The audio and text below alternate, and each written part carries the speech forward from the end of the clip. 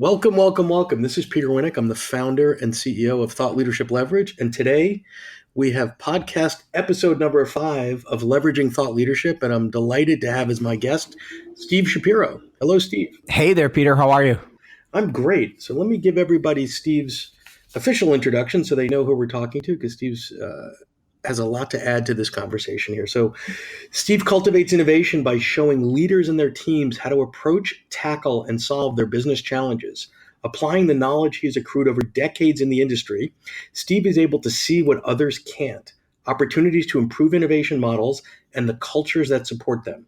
The first innovation opportunity Steve spotted was the opportunity to innovate within his own life. Halfway through his 15-year tenure at Accenture, while leading the company's business process reengineering practice, he realized he no longer wanted to be responsible for people losing their jobs. So he did exactly the opposite by building Accenture's thriving 20-person process and innovation practice focused on growth and job creation. In 2001, after publishing his first book, 24/7 Innovation, Steve left Accenture to become a full-time innovation speaker and advisor to clients around the world. He's published 4 more books. He's talking to clients all around the globe, P&G, Marriott, Nike, Microsoft. He's on the board of the NSA and is the recipient, I was actually there to see him receive that, which was an honor, of the Certified Speaking Professional designation. And in 2015, he was included into the Speaker Hall of Fame. He is also actively involved with Girl Starter. He's a judge and mentor on the TV show on TLC and has supported the speaking tour and other endeavors. Steve's based in Orlando and he loves traveling to meet clients. So, Steve, welcome. Welcome. That was the longest introduction I think I've had yet. Great. So, you and I have known each other quite a while. Some might describe you as an author and a speaker. Some might describe you as a thought leader or an innovator. What we want to talk about today is the business side of Steve. So give me just high level what Steve World looks like, what your business looks like, and then I want to get into the things that you're doing to scale it. Sure. So I think a big part of my business is keynote speaking. So when I left Accenture, that was my intention, was to do that type of work. But over time, all good speakers learn that if you're just a speaker, you're sort of a one and done transaction. So I've been developing products, developing technologies, developing approaches to be able to stay in front of clients for longer periods of time, allowing me to, as you said, scale the business. So great. So let me push on that a little bit. I find in my work, right, which is working with people like you, there's 2 types of speakers, I jokingly say. There's ones that want to speak more and those that want to speak less, right? Yes. And nobody ever says, I've got this just right. I'm doing exactly the amount of gigs that I want to do. So when you talk about having other tools and solutions and such, tell me how you're able to move a speech, which is typically a transaction, right? The client calls you, says, are you available in Scottsdale on May the 3rd? Yes, my fee is such and such. Bang, that's all good. How do you turn that into an ongoing relationship? And give me an example of some of the support tools and such that you've developed for your clients. Sure. So some of them happen in conjunction with a speech. So for example, one of the things that I've developed is called the 30-day innovation challenge. So what happens is you're done with a speech, you walk off and people, as you know, get busy. And so they're going to forget you, they're going to forget your message, and they're not going to do a lot with it. So the 30-day innovation challenge was something which I developed a number of years back where I said, okay, what can I do to use an event to kick off a process? And in my world of innovation, that's how I'm always thinking. How do we move to process rather than just ad hoc events? And so basically what happens is there's a number of different ways to register. That doesn't matter. But what happens is if I have an audience of 500 people, I walk off the stage, their phones ring with an email or a text message with a question about something I just talked about on the stage. And they get points based on how quickly and how accurately they respond to the question. And when they get it right, up pops a 1-minute video showing them why that was the right answer and why the other ones were wrong. And so this is a pretty unique offering, which then allows me to be in front of an audience for 30 days.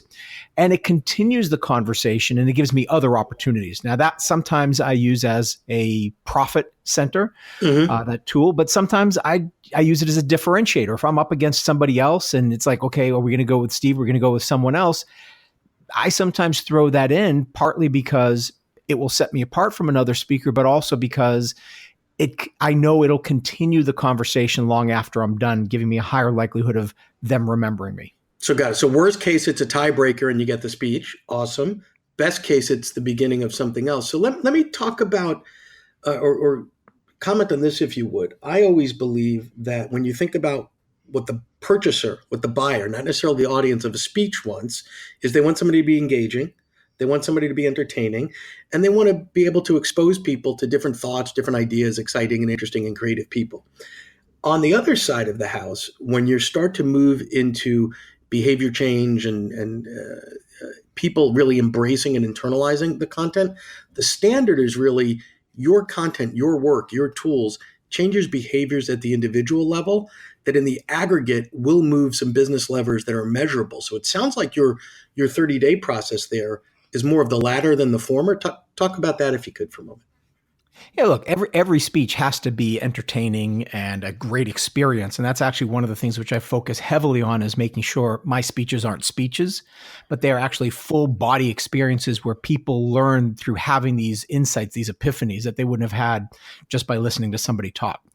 But when it comes to how you would ultimately measure the success of any one of these events, is, does it push the needle? Does it move the needle for the organization in terms of the results that they're going to get? So in my case, since I talk about innovation, companies are interested in, are we developing better innovations, higher quality innovations? Are we moving beyond just product innovation to service and business model innovation?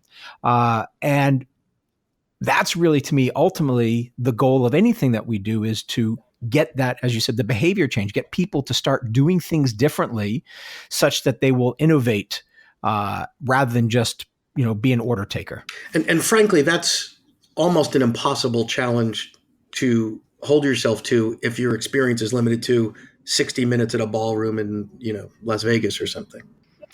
Yeah. I mean, obviously, look, in 60 minutes, you can do a lot. I mean, it is actually amazing what shifts I have seen in companies. I mean, I remember talking with a number of companies after just a 60-minute presentation, how completely fundamentally shaped the way they did innovation in the future. And they've had some of their best years since. So fantastic. I don't think we want to underestimate that. Mm-hmm.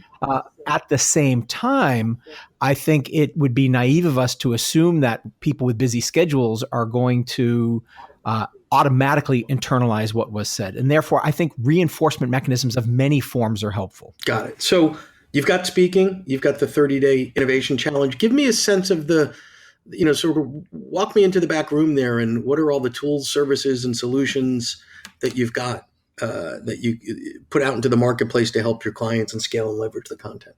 Sure. So some of them are partnerships. So as you know, I have a partnership with Linkage, a training company, and they've licensed my content. And I have, after all these years, continued to have a nice relationship with them. Well, let me pause you there. So licensing, you develop something once and you've partnered with Linkage, which is a great firm. They've got clients, they've got distribution, they've got certain skills there. So they're tasked with the distribution and the sales and the marketing. And hopefully you're getting paid often for things that you did, once a couple years ago. Yeah, I mean, that's sort of the theory. It doesn't always work out quite the way you plan. But yeah, I mean, so licensing is certainly, and there's multiple ways of licensing. So I license to a company, and what's great about this type of situation is it's very hands-off and low maintenance for me, because they developed the course, they trained their trainers, they find the clients, and that's pretty much given that I want to be a solopreneur, that I don't want to have a lot of people on my payroll, that's a great way to do it. But there's other people. So I have another product called Personality Poker, which is a card game. And that is something which I've done in-house. I actually, produce the cards, sell the cards. And what happens is it's something which I actually use during my speeches, and then people buy it after the speeches. And it's a great low cost product that we sell quite a bit of. The reason why I mentioned that one is because there's a lot of different ways you could go even with something like that. So I've never done a licensing deal with that where I say, here's a certified Personality Poker trainer. Because to me, that would be more work that I want. But that's another way to do a licensing deal, is you have other people, but you manage the relationships with each of the trainers. And Personality Poker is ultimately a game-based individual sort of personality assessment, and it gives you sort of team composition as well. And the fact that, I mean, it speaks to your creativity and innovation that you've put something that's typically delivered in a boring, rate yourself this, that, and the other thing into a really fun card game. Yeah, I mean, just imagine a ballroom with 1,000 people. Instead of them sitting there listening to somebody talk, I'm getting them up on their feet, trading cards. They're literally on their hands and knees fighting each other to get the best cards. And then we will reconfigure the room where we basically have every person stand up and we reconfigure them based on their particular innovation personality. And so I think it's probably the most interactive keynote on the planet I can deliver to any size Fantastic. audience. But the cool thing about that is people leave with the 5 cards that best describe how they see themselves. Mm-hmm. That's awesome. So they get to go back, people see it, so it gives you that physical reminder of the experience, because I think that physical world is still important. So they take the cards back, but then they say, you know what, I want to play this with my team, and they go off and they buy decks of cards for their team. And what's cool is that 1,000 people, obviously everybody's profile is different. You're able to give a customized, highly individualized, highly introspective piece of insight to 1,000 individuals in real time. That's pretty cool. So what do you talk to me about what you see in the next year or 2 or 3 different creative, innovative ways to get the work out there, to get the content out there? Because part of your goal, I assume, is obviously you want to make a living, but the more people that you can touch, either through speaking or indirectly through the content, the better off the world's going to be. Yeah, and I think you hit the nail on the head where to me, it's all about the content. So I do have, this is not the future, but just to give you a little bit of context, I do have an e-learning course. Now, again, my philosophy is partnerships. So I partnered with a company that developed my e-learning course. They paid to develop it. They do all the sales. They do all the distribution. And it's a great relationship. And we've been able to scale that into some companies to tens of thousands of people in a very powerful way. So that's sort of if you really want to scale at a maximum level, obviously e-learning is a great way to do it if you can get people to buy. And it's such a crowded market right now that it's not really a differentiator, and it's becoming a commodity. Interesting. So what I'm working on right now is to basically figure out, how do I take the best of a number of different modalities, a number of different ways of delivering content, and blend them together into something that is scalable, but still has the high touch. And so I'm creating something called Innovation Intervention. I'll be launching that very soon. And basically what it is a platform and process whereby people get the results that you would get from a 6-figure, 7-figure consulting project, plus all the benefits that you'd get associated with going through a training course, plus all the benefits you'd get from mentoring and coaching. So it is a hands-on approach where I do work with people. Everything is done remotely. The goal is to actually transform the business in 8 weeks. It's not about education. It really is about transformation. So that's the applied, not the theoretical. So the multimodality piece is interesting, because I think if you go back 10 years or so, you used to be able to have to take your content and put it in various modalities that each have different sort of rules. And the rules are sales, marketing, learning efficacy, but sort of this mixed model, right? So you're doing a little bit of distance learning and blending in some tools and sort of the smorgasbord of all that you have to offer to give people different experiences. That's awesome. Other comment I wanted to make, Steve, is here's what I find fascinating, and you and I have known each other for probably 10 years or so, is most keynoters are keynoting. That's what they're doing. And you've got a full repertoire of offering services and solutions, and you're doing that without living the life you love, right? So you don't have an office with 30 people working and worried about payroll and all this other sort of things and stresses and R&D and all that kind of stuff. You figured out how to do it through partners, and I would imagine your e-learning partner is probably better at e-learning than you would be if you did it on your own. The folks at Linkage have advantages that you don't, right? So talk to me about how you can expand and scale, because some people think that means, creating the job that they would have quit if somebody hired them for it. Yeah, you were spot on there. My thought is I need to do what I do best and that only I can do, and I try to find partners for everything else when possible. So when it comes to developing the innovations, to developing the new products, the new offerings, that's my job. To design them at some level, I still think is my job. But when it comes down to almost everything else, I try to find partners. Partners could range from going on a Fiverr to find somebody to do some voiceover or graphic design or whatever it might be. And I've used them quite a bit. I have other partners who are more strategic partners. And to me, that's the key as much as possible is to, when you can, and it's not always possible, but when you can, find somebody who would have a vested interest in your success and give them a slice of that. Because if you can give somebody a slice of your business, then they'll be more incentivized to want to help you be successful. And if they're really good at what you develop, so there's an alignment piece to that, and then there's also a complementary skill set. Because what I'm taking away from what you said is the core, the creating the content and the models and then sort of framing it, that's you. You can't outsource that because that's the special DNA that makes Steve Shapiro, right? You've been doing this a long, long time, et cetera. But going around that, you could probably create an e-learning system, but that's probably not a good use of your time. What I find happens all too frequently with folks in this space is, this quarter, they're going to attack social media, and then they're spending their time on Twitter or LinkedIn and all that in a very tactical way, not in a thoughtful, strategic way of just creating the content. I'm looking at that going, that is not the best use of your time. The best use of your time is coming up with the ideas that only you can do, and you need to find a partner. And I love that you've created this empire through partnerships, if you will. Yeah, I mean, empire might be a bit of a stretch, but my thought is, it's like I love going to Vegas, and one of the things you have to know in Vegas is that you're going to have some hands that lose and some hands that win. It's a game of probability. So if you're playing blackjack, you got to play the odds. And even if, hitting on a 16 against a 10 feels risky, it's what the odds tell you to do. So that's what you have to do here is you have to place a number of bets, knowing that some hands are going to win and some hands are going to lose. I mean, Kenny Rogers, the gambler, if you listen to the words, it is actually, to me, some of the best advice for innovators. Every hand's a winner, every hand's a loser. But it's all in how you look at it. I'm not going to ask you to sing. No, I was thinking about it and I thought, you know what? You don't want to scare people away. Exactly. So, wow, what a great set of tools. So talk to me now about the process. And so now you've got a suite of tools. You've got a bench of folks that have specialty expertise and distribution, all that kind of stuff.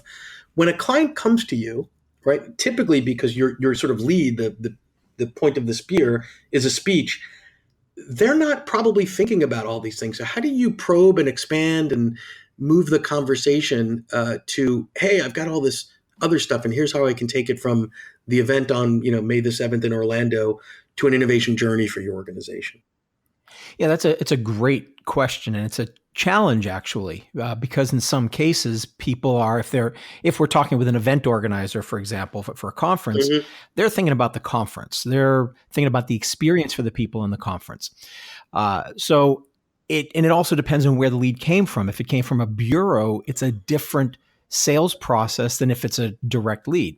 But typically what I try to do is, there's a lot of debate in the speaking world. Should you quote somebody your fee? Should you try to just get on the call and sell them a solution? And look, I don't like to be evasive. If somebody asks, what's my fee? I have a fee. I tell them my fee. If I'm available, I tell them I'm available. Then I say, but here's what my best clients do. And that's sort of the line that I like to use. If I'm trying to get somebody, say, look, if you want just a speech, here's the fee for it. But our best clients know that the results come from doing things before, during, and after the event, not just at the event. And here's some of the other things to think about. So we try to weave it in, but I don't want to confuse the buyer in the beginning. I want to give them just the bare bones for them to be able to make a decision on me as a speaker. And then... So close the speech, land the speech, plant the seed, expand the conversation post. I think for me, that's the best way. Everybody's got a different strategy, but I like to be as low maintenance and direct as possible. If somebody asks for something, as long as I think it's the right solution, I want to give them that. Got it. So two thoughts on that. One is, and I think this is really important, the buyer of a speech is often different, right? If you have the head of sales at company X running their sales event, they have a longer term perspective in terms of what they're trying to achieve. If you have the event planner, their job is to produce, deliver the event, move on to the next thing, and they probably have 5 others that they're planning. Not that they don't care about those other things, but it's outside of their purview, if you will. How do you take that person or that sort of engagement and sort of sniff around for other people you may be able to talk to about the other things that you can do for them? Well, every event, I mean, this is not unique to me. Every speaker has a pre-event call, one or multiple calls, where you speak with typically executives in the company. So that's the easiest way. And sometimes I will, in those conversations, just seed the, hey, look, I know what you're interested in. You want it to be a great event, but you really want to get results. You want to produce results in the organization. So I'll start seeding these conversations with the executives during the prep calls, so that when the time is right, we can continue that discussion. Got it. And then the other piece that you mentioned is the bureaus, and sometimes there's great things about working with bureaus, but sometimes they could be not totally transparent with regards to the early side of the process. Hey, I've got a client. I can't tell you who it is, but they're based in Cincinnati, and they might have P&G in their initials or something like that. How do you take that relationship? So obviously, you want to serve the bureau, you want to close the engagement on the speech, but if there's sort of a buffer between you and client interface, how do you navigate those waters in a way that's respectful to all parties? Yeah, and I think it depends not just on bureaus in general, but the relationship you have with the bureau. So there's one bureau where I do a lot of work. I love these people. They are just amazing. Give them a shout. And so they give me give them a shout? Sure, Big Speak. Great. Big Speak out of Santa Barbara, California. To me, they're just unbelievable. We have a great relationship. We partner in a number of different things, and they have a lot of trust in us because we do the right things. Just yesterday, we got a request from someone, and the conversation's been going on and on and on. And then all of a sudden they mentioned a client. It's like, oh, by the first seemed like they found me on the internet, but then we discovered that somebody had actually heard me speak in an audience of an event that was booked by Big Speak. Instantly, before we even wrote the client back, we wrote to Big Speak because they're due their commission on any spin. Right. A lot of people would have said, oh, I can hide that. I would never do that. Right. So my point is I built this relationship with them over a long period of time such that if I want to talk to a client, they have no issue with my talking with a client. They're happy to, for me to get involved. Now, there's others who don't know me as well who are very protective of the client. And so in those situations, it's a lot harder. But your integrity and the long-term relationship sort of trumps that, obviously. So this has been great, chock full of good stuff. As we start to wind down, Steve, talk to Steve Shapiro 15 years ago, 20 years ago, probably 15, when you started in this space, and now you're the wizened elder. What advice give that young Steve? Not that you're not young, but a couple of tips, a couple of things to think about as they're entering the journey in the world of thought leadership and monetizing their content. Well, I think the first thing is that the best advice is to ignore all advice. Because you know how it is, Peter. You go read books, you go to these, you go to conventions. As you mentioned, I'm on the board of directors for NSA, and we just had an event. And NSA is the National Speakers Association, not the other one. And you hear so many different perspectives, and it gets exciting, and you want to do all of them, but not all of them are right for you. I mean, you have to understand your business, your context, your strategy, how you're designing. Like I want to have a great life while having a great business. I'm not looking to have an amazing business at the expense of a great life. But those are going to influence the decisions that you make in terms of how you partner. So I could possibly make more money if I did everything myself, like by hiring people to do everything for me, not doing it myself, but hiring people. But I love the licensing deals because it allows me to have the life I want. And I think that's, for me, the best advice is to really just start looking at what's right for you. What is an expression of who you are? I'm an innovation guy, so I have to do innovative things. It doesn't mean everybody has to push the envelope on things. And just have fun with it. Once it stops being fun, then it's time to change things up. And it is a lot of fun for most folks. So I want to thank you. You've shared a lot of your wisdom, your thoughts, your insights, and multimodality, e-learning, partnering, tools, being innovative and creative. We'll recap it a little bit more in the show notes. But this was chock full of great information. I suggest if you listen to it again, because there's probably things you didn't pick up the first time. Thank you. I am grateful to have you here today, and I'm grateful to have you somebody on my short list of folks I can call. And I appreciate it. Thank you. Oh, my pleasure, Peter. I look forward to maybe doing this again sometime in the future. Excellent. To learn more about Thought Leadership Leverage, please visit our website at thoughtleadershipleverage.com. To reach me directly, feel free to email me at peter@thoughtleadershipleverage.com. And please subscribe to Leveraging Thought Leadership on iTunes or your favorite podcast app to get your weekly episode automatically.